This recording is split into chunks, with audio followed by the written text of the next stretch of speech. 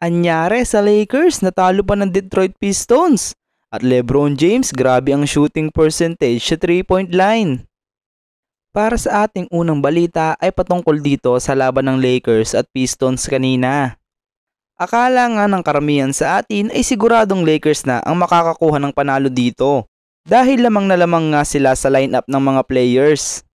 Pero tunay ngang bilog ang bola dahil natambakan pa ng Pistons ng 20 points ang Lakers. Sinubukan pang humabol ng Lakers dyan at naibaba pa nila sa 6 points ang lamang ng Detroit under 2 minutes.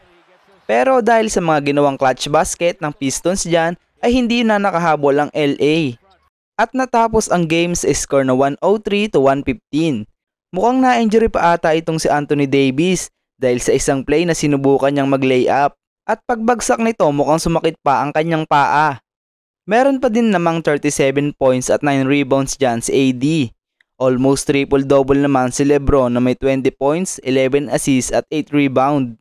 Sa Detroit naman ay 20 points si Jaden Ivey, 19 points si Hardaway at triple-double naman si Cade Cunningham na 17 points, 11 rebound at 11 assists. Dito na nga natin nakita ang naging problema ng Lakers. Malakas nga gumawa ng puntos ang kanilang starter. Patunay niyan ay dahil pang number 5 sila sa buong NBA na nag-a-average ng 98 points per game.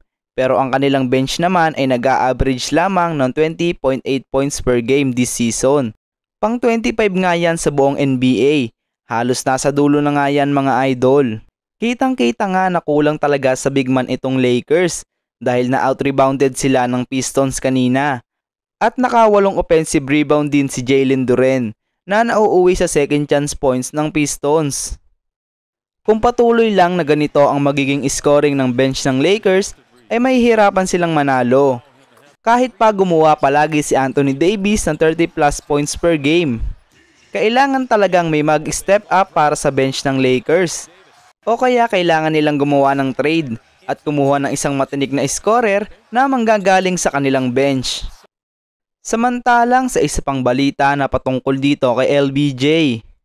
Si LeBron nga ay patuloy na pinapakita sa atin na kahit may edad na siya ay hindi pa din nagbabago ang kanyang laro.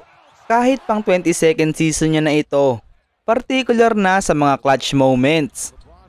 Ngayong season nga ay nag-a-average ng 75% sa 3-point line si LBJ na may 6 out of 8 shooting sa 3. At nag-a-average siya sa 4th quarter ng 6.8 points, 2.3 assists at 1.8 rebounds in 6 games this season. Ang kanyang shooting, playmaking at leadership na napoprovide sa Lakers sa mahalagang sitwasyon ay talagang much needed. Sa buong karir ni LBJ ay kilala natin siya sa kanyang drive to the basket kaysa sa kanyang 3 points. Pero binago din niya ang kanyang game, in-improve niya ang kanyang 3-point shooting. At ngayong season nga ay may average siyang 44% sa 3 kahit may edad na itong 39 at going 40 ngayong December.